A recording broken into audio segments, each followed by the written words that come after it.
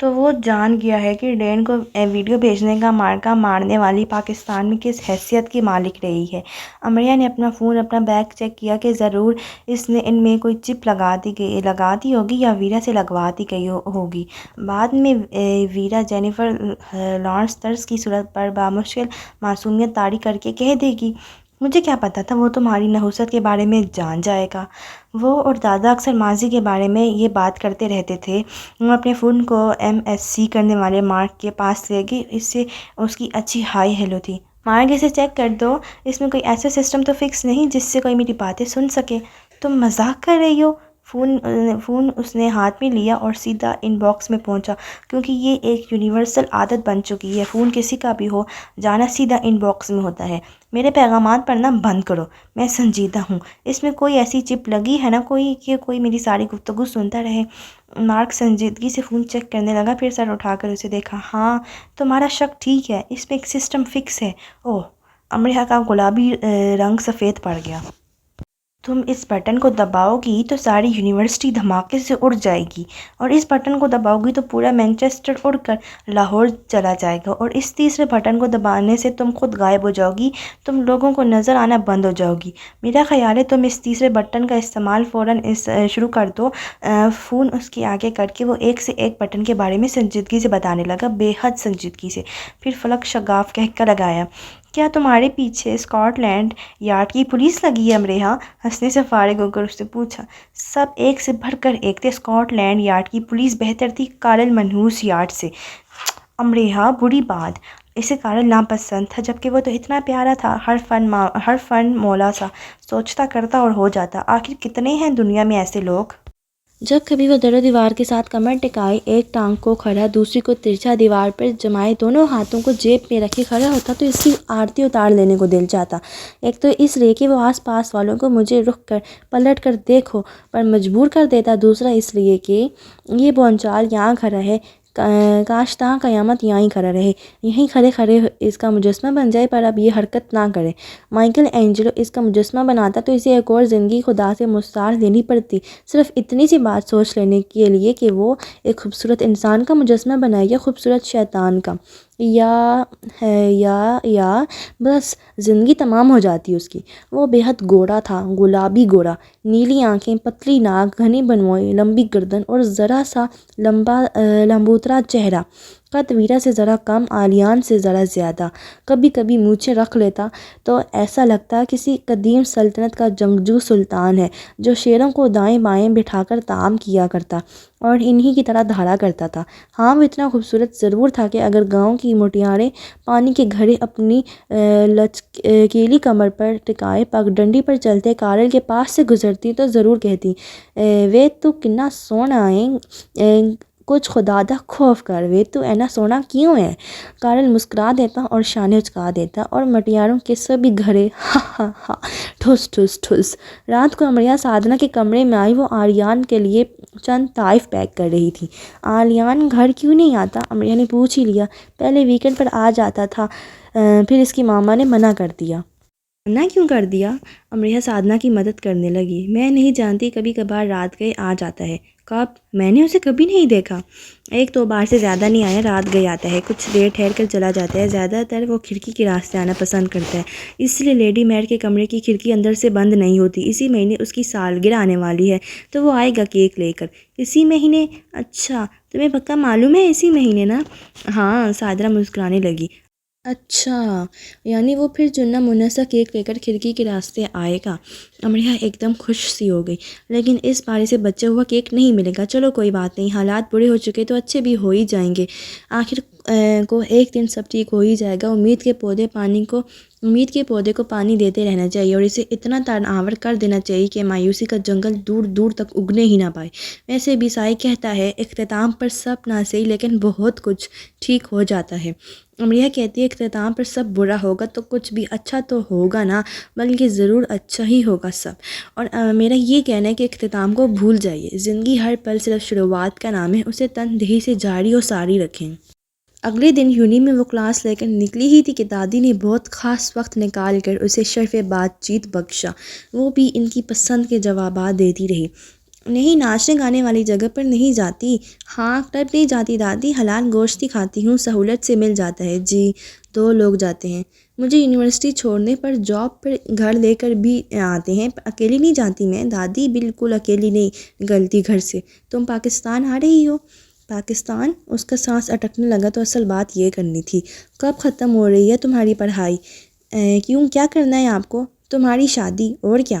کیا کہہ رہی ہیں دادی؟ اس نے چلا کر پوچھا۔ شادی شادی، دادی اس سے زیادہ چلائیں۔ آپ بول کیوں نہیں رہی دادی؟ مجھے آپ کی آواز نہیں آ رہی۔ بول تو رہی ہوں۔ ہما دیکھو اسے کیا ہوا، اس کی تصویر تو نظر آ رہی ہے، اسے میری آواز کیوں نہیں جا رہی؟ ہماری آواز آ رہی ہے تمہیں، میں تمہیں نظر آ رہا ہوں کیا؟ دادی بولے نا، کہاں چلی گئیں؟ اچھا میرا لیکچر ہے، میں جا رہی ہوں۔ وہ لوگ آف ہو گئی اور لفظ شادی شادی اس کے کانوں میں سائیں سائیں کرنے لگا۔ تمہارا رنگ پیلا پڑ رہا ہے امریحہ، قریب سے گزرتی جمیکا نے رائے زنی کی۔ In the memory of Katie the cat, یہ وہ بورڈ تھا جو امریحہ کی کلاس فیلو لورین کی پشت پر زنجیر میں پرویا جھول رہا تھا۔ رات اس کی بلی کا انتقال ہو چکا تھا اور آج وہ سوگ منا رہی تھی۔ اس نے کالی شرٹ اور اسکرٹ پہن رکھی تھی اور بال برش نہیں کیے تھے، منہ بھی نہیں دھویا تھا۔ رو رو کر اس کی آنکھیں سرخ ہو چکی تھیں اور اس سے رات سے کچھ کھایا تھا یا یہ بھی کچھ کھایا نہیں تھا، یہ بھی نظر آ رہا تھا۔ امریحہ اس کے پاس گئی، اس کی بلی کا افسوس کرنے۔ زندگی میں پہلی بار وہ کسی جانور کے مرنے کا افسوس کر رہی تھی۔ کیسے مری بیچاری بلی؟ ایسے نہ کہو امریحہ، وہ بیچاری ہرگز نہیں تھی، بہت بہادر تھی، پرنسس تھی۔ اوہ، پرنسس کیٹی کیسے مر گئی لورین؟ غم کی شدت سے لورین پھر بے قابو سی ہو گئی، آنکھیں ٹشو سے چھپا لیں اور ایک ہاتھ سے اشارہ کر کے بتایا کہ اس کی موت کے بارے میں نہ پوچھا جائے، اسے بہت تکلیف ہوتی ہے۔ امریحہ آنکھیں پٹ پٹا کر اسے دیکھتی رہی، بلی کی یاد میں دونوں ہاتھ گود میں رکھ لی۔ اب سچ یہ تھا کہ امریحہ کو دور کے عزیزوں کی وفات پر رونا نہیں آیا کرتا تھا، اب لورین کا ساتھ دینے کے لیے کیسے رو لیتی؟ اور لورین کی جان پر آخر کیا مصیبت ٹوٹ پڑی تھی کہ ایک بلی کے لیے ایسے جان ہلکان کر رہی تھی؟ باقی سب سنجیدگی سے اس سے کیٹی پرنسس کا افسوس کر کے جاتے رہے، ایک امریحہ ہی اس بیچاری لورین کا غم سمجھ نہیں پا رہی تھی۔ کچھ لوگ لورین جیسے حساس تھے کہ جانور کے لیے آنسو بہا رہے تھے اور کچھ کارل جیسے کہ انسانوں کو ہی 8 آنسو رلا رہے تھے۔ امریحہ جاب سے واپس آ رہی تھی، رات کا وقت تھا، وہ بس میں بیٹھی تھی جو تقریباً خالی ہی تھی۔ ہائی دی کوئین، کارل کی آواز اس کی نشست کی دوسری طرف کی رو کی نشست سے آئی۔ اس نے ہوڈ پہن رکھا تھا اور ہوڈ کیپ سے سر کو پیشانی تک چھپا رکھا تھا۔ امریحہ اپنے چہرے پر وہ بیزاری لے آئی جو دادی اسے دیکھ کر لے آیا کرتی تھی۔ اب وہ سمجھی دادی کا قصور نہیں تھا، منحوس لوگوں کو دیکھ کر ایسے ہی منہ بن جایا کرتے ہیں۔ آج کی رات خوفناک خواب دیکھتے گزرنے والی تھی۔ رات کے اس وقت اسے جو دیکھ لیا تھا، وہ اور آلیان سائیکل کا استعمال بہت کرتے تھے، خدا جانے آج وہ اس بس میں کیوں سوار تھا۔ تم مجھے بری طرح سے نظر انداز کر رہی ہو، آخر کو ہم یونی فیلو ہیں، پھر میرے تم پر کتنے احسانات بھی تو ہیں، خاص کر وہ اگر میں ہاٹ راک میں وہ ڈسک نہ چلواتا تو سوچو آلیان جیسا بور انسان تمہارا سر کھا رہا ہوتا اور تم مجھ جیسے سپر فاسٹ سپر ہیرو سے محروم ہو جاتی۔ کتنی بدقسمت لڑکی ہوگی وہ جس کا وہ ہیرو ہوگا، یعنی بیوی۔ بیچاری نے ایسے ہی مذاق میں کوئی بات کہہ دی اور کارل نے اس کا مذاق کا جواب دینے کے لیے اسے چھت سے الٹا لٹکا دیا یا فریج میں بند کر دیا، ورنہ لانڈری مشین میں ٹھونس کر گھما دیا، اور نہیں تو ایک غریب کا ایک آدھ کان ہی کاٹ لیا۔ امریحہ سوچتی رہی اور کھڑکی سے باہر دیکھتی رہی۔ آج صرف تمہارے لیے میں بس میں سوار ہوا ہوں۔ امریحہ نے ذرا سی گردن موڑ کر اس کی طرف دیکھا، مسکراہٹ اس کی آنکھوں میں چمک رہی تھی۔ امریحہ کو خوف سا آیا، یہ یہاں کیا کر رہا ہے؟ بس کے کرائے میں اپنے پونڈ ضائع نہیں کرتا۔ وہ اٹھ کر کھڑا ہو کر اس کی نشست کے پاس آ گیا۔ وہ جو 2 پونڈ تم نے مجھے دیے تھے، ان میں چند پونڈ اور ملا کر میں یہ لے آیا ہوں۔ اس نے وہ ہاتھ جو ہوڈ پاکٹ میں تھا نکالا اور چھن سے ایک ہتکڑی نکال کر سامنے آئی۔ پلک جھپکنے کی دیر تھی، کارل نے اس کے ہاتھ جو اگلی نشست کی پشت کے گول راڈ پر رکھا تھا میں ہتکڑی ڈال کر راڈ کے ساتھ لاک کر دیا۔ یہ؟ امریحہ دنگ رہ گئی، اس نے ہتکڑی کو جھٹکا دیا۔ کارل کیا بدتمیزی ہے یہ؟ بدتمیزی نہیں، جواب میں ادھار نہیں لگتا، لڑکیوں کا تو بالکل نہیں۔ وہ بڑی شان سے مسکرایا، کیونکہ میں کاؤنٹ ڈسٹرائر ہوں نا۔ کارل مذاق بند کرو، मजाक हम कल यूनी में करेंगे, कहता वो स्टॉप पर रुकती बस से उतर गया। कारल, वो उठ खड़ी हुई, हथकड़ी झटकने लगी। कारल रुक जाओ, इसे खोल कर जाओ, वो चिल्लाई, लेकिन कानों में ईयरफोन लगाए तेज़ इंग्लिश म्यूज़िक पर आरा तिरछा होते वो दूर होता चला गया। बस में सवार 6 अफराद उसे देखने लगे।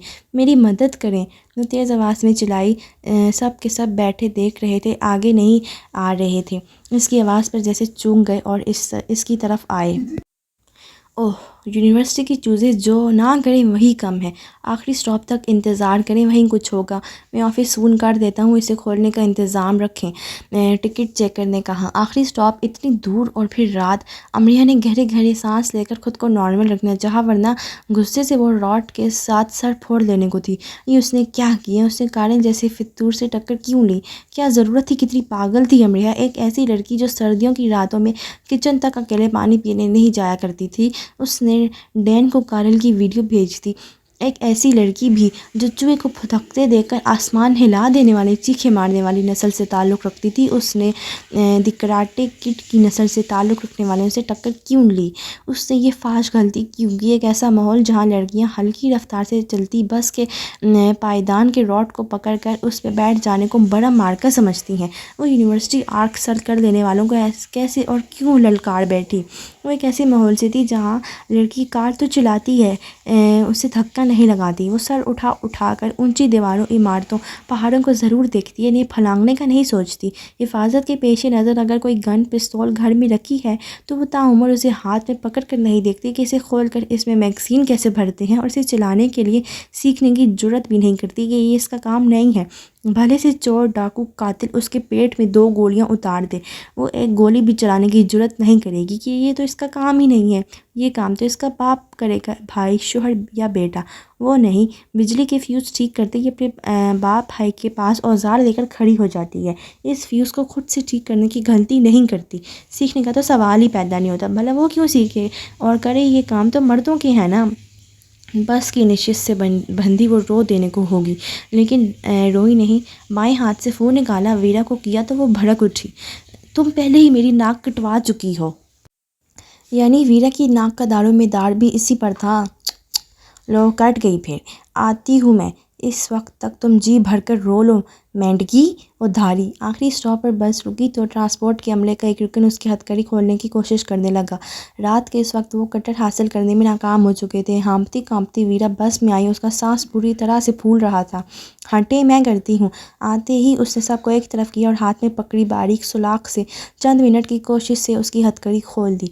जब वो हथकड़ी को खोलने की कोशिश कर रही थी तो अमले के 6 अरकान उसे मशकूक अंदाज से देख रहे थे। तुम पुलिस में हो या? एक ने पूछ ही लिया। मैं पुलिस में क्यों होंगी, मैं साबका CIA एजेंट हूँ, वीरा ने भनवोई तानकर संजीदगी से कहा। साबका क्यों? शक और बढ़ गया। मैंने बाराक ओबामा को कत्ल करने की कोशिश की थी, गन में उसकी कनपट्टी पर रख चुकी थी, वीरा ने पहले से ज़्यादा संजीदगी से कहा और इसे लेकर बस से उतर आई। इन 6 की शक्लें देखने लायक थी। तुम वाकई CIA की एजेंट रह चुकी हो, तुमने ओबामा को मारा क्यों नहीं? वीरा को सब आता था, पता नहीं वो मैनचेस्टर यूनी से मास्टर्स इन बिजनेस एडमिनिस्ट्रेशन क्यों कर रही थी। वीरा ने जवाब में उसकी गर्दन दबोच ली। तुम मेरे पापा के पास जाओगी या इन्हें यहाँ बुलवाऊँ? इन्हें बुलवा लो, लेकिन कारल के लिए इल्तिजा करती हूँ मैं वीरा, अमरिया ने दोनों हाथ जोड़ कर कहा। वो छोटे मोटे केस हैंडल नहीं करते। वीरा ने गुस्से से अपनी रोलर कोस्टर को स्टार्ट किया। तुम्हारे लिए आ सकते हैं, तुम हो मिशन इम्पॉसिबल। सारे रास्ते वीरा गुस्से से बड़बड़ाती रही, उसे सुनाती रही। वो चुप करके BBC वीरा सर्विस सुनती रही। वीरा ने साइकिल रोकी, पर वो शटल कॉक तो नहीं था। ये तो वो जगह थी जहाँ आलियान रहता था और साथ ही कारल, हमारा कारल। वीरा, तुम यहाँ क्यों आई हो? चलो तुम अंदर, एक मुक्का मार रहा हो कारल के मुंह पर। वीरा ने उसका हाथ अपने हाथ में मजबूती से लिया। नहीं, मैं नहीं जाऊंगी अंदर, मुझे कुछ नहीं कहना कारल से, बस ख़त्म। फिर मुझसे दोस्ती ख़त्म कर दो। एंसलम हॉल के बाहर दोनों आमने सामने खड़ी थीं। एक हाथ छुड़ाकर भाग जाने को थी अमरेहा, एक हाथ से घसीट कर अंदर ले जाने पर मुसर थी वीरा। मुझे तुम्हारे जैसी बुज़दिल दोस्त नहीं चाहिए। वीरा धाड़ी। मैं अंदर चली जाती हूँ, लेकिन मैं कारल को कुछ नहीं कह सकती। मेरी बात समझने की कोशिश करो, मैं ये नहीं कर सकती। جواب میں ویرا اسے اپنے ساتھ اندر لے آئی اور اندر داخل ہوتے ہی گرجدار آواز میں آنے والے پہلے لڑکے سے کارل کے بارے میں پوچھا۔ کوریڈور میں اور بھی لڑکے تھے۔ ویرا کی آمد اور ایسی آواز سے متوجہ ہو گئے۔ وہ وہاں میوزک بار میں شاویز نے پورے دانت نکال کر ہاتھ کا اشارہ کر کے بتایا بھی اور ساتھ آگے کو ہو بھی گیا کہ آئیے محترمہ، کارل پر جو عذاب نازل کرنے اس کے لیے میں آپ کو لے جاتا ہوں، اس کار خیر میں میرا حصہ بھی ڈلنے دیجیے۔ آس پاس کے جو دوسرے تھے وہ بھی میوزک بار کی طرف بڑھنے لگے۔ ایسے بنا ٹکٹ کا فرسٹ شو کون مس کرنا چاہے گا بھلا؟ کچھ لڑکے اوپر کی طرف لپکے کہ باقی ہال میٹس کو بھی بلا لیں گے۔ ویرا کارل پوچھتی اس وقت آئی ہے اور اس انداز میں آئی جیسے ہال سے باہر روس کی فوج کو پوزیشن لیے کھڑا کر کے آئی ہو۔ 1 2 3 فائر! ویرا نے امریہ کا ہاتھ مضبوطی سے تھام رکھا تھا۔ میوزک بار کے دروازے میں کھڑے ہو کر اس نے نظر دوڑائی۔ میوزک بار میں سامنے کاؤنٹر تھا جس کے پار 3 بارٹینڈر کھڑے تھے۔ کاؤنٹر کے اینڈ سامنے والے حصے میں کرسیوں اور میزوں کو پار کر کے سنوکر ٹیبل رکھا تھا جس پر کارل سنوکر کھیل رہا تھا۔ باقی اسٹوڈنٹس ادھر ادھر کھڑے اٹھے بیٹھے تھے۔ کارل سنوکر سٹک کو پکڑے ٹیبل پر جھکے ایک آنکھ کو بند کیے گیند کو ہٹ کرنے ہی لگا تھا کہ ویرا نے دانت پیس کر کہا، کارل! کارل نے آنکھیں کھولی، مسکرایا اور اس طرف سر گھما کر دیکھا جس طرف ویرا کھڑی ہی نہیں تھی۔ ڈرامے باز! پھر اسے سر اٹھایا، ویرا کی طرف گھمایا۔ ویرا اس کے ساتھ امریہ اور امریہ کے آگے پیچھے اینسلم ہال کا مجمع۔ It's show time یونیچک! امریہ تم آ گئی، کافی دیر لگ گئی تمہیں تو آنے میں، اس نے دیوار گھیر گھڑی کی طرف دیکھ کر کہا۔ بہت سست ہوتی ہے ٹرانسپورٹ کی انتظامیہ۔ اگر میں مانچسٹر کا میئر بن گیا، جو کہ مجھے بننا ہی ہے، تو میں ضرور اس طرف توجہ دوں گا، لیکن میرے میئر بننے کے وقت آنے سے پہلے تک کے لیے سوری۔ سنوکر سٹک اس سے ایسے ہاتھ میں پکڑ رکھی تھی جیسے AS-50 کی سنائپر رائفل پہ ویرا کو نشانے پہ رکھا۔ ٹھا ٹھا ڈھس! ویرا ڈیڈ مین کی سی سنجیدگی لیے اس کے قریب جا کر کھڑی ہوگی۔ ویرا یہ کر سکتی تھی۔ ویرا تم مجھے اتنے پیار سے کیوں دیکھ رہی ہو؟ مجھے تشویش ہو رہی ہے، میں دل کی عارضی سے ہلاک نہیں ہونا چاہتا۔ ویرا نے اپنا وہ ہاتھ جو اس کے کراس بیک کی جیب اس کے اندر تھا نکالا اور ہاتھ میں پکڑی بوتل کا سپرے اس کی آنکھوں پر کر دیا۔ ایک دم سے آہ! کارل چلا اٹھا اور آنکھوں پر ہاتھ رکھ لیے اور تیزی سے پانی کی تلاش میں باہر کی طرف لپکنا چاہا کہ ویرا نے دوسری بوتل نکالی اور آنکھوں کو رگڑتے کرتے ادھر ادھر میز کرسی سے ٹھوکر کھاتے کارل پر تیزی سے سپرے کرنے لگی۔ اوہ گوش! اتنی گندی بدبو! ایک نے اپنی ناک پکڑ لی۔ امریہ کو بھی اپنی ناک پکڑنی پڑی۔ جتنے لڑکے کارل کے پاس کھڑے تھے وہ تیزی سے کارل سے دور ہوئے۔ بدبو کی انتہا تھی بس۔ ویرا نے پوری بوتل خالی کر دی تھی، پھر ہاتھ باندھ کر ہنٹر مارس سٹائل میں کھڑی ہو گئی۔ اب کچھ بھی کر لو کارل، 1 ہفتے سے پہلے اس شٹل 5 سے چھٹکارا حاصل نہیں کر سکتے۔ میں سائنسدان بن گئی تو ضرور اس خوشبو سے جلد چھٹکارا پانے کے لیے کچھ کروں گی، لیکن میرے سائنسدان بننے کے وقت آنے سے پہلے تک کے لیے سوری۔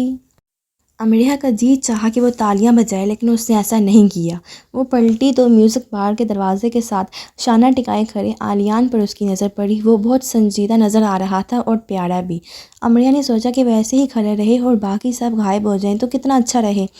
امریہ کا ہاتھ پکڑ کر ویرا باہر نکلی اور اپنے پیچھے انہوں نے کہکوں کا طوفان ابلتے سنا۔ ہال کے اسٹوڈنٹس کارل کارل کہہ کر دیوانوں کی طرح ہنس رہے تھے۔ ان میں آلیان بھی شامل تھا۔ ان سب نے مل کر میوزک بار کے دروازے کو بند کر لیا تاکہ وہ باہر نہ جا سکے۔ کاؤنٹر پر رکھی کسی کی سافٹ ڈرنک سے کارل نے اپنی آنکھیں دھونا چاہیں، لیکن شاویز سے لپک کر وہ ڈرنک اس کے ہاتھ سے چھین لی۔ سب نے ساری ڈرنکس اٹھا کر کارل سے دور کر دیں۔ امریہ دی لاسٹ ڈرگ! کارل دی آلیان نے اس کے قریب جا کر اپنی ناک پکڑ کر کہا۔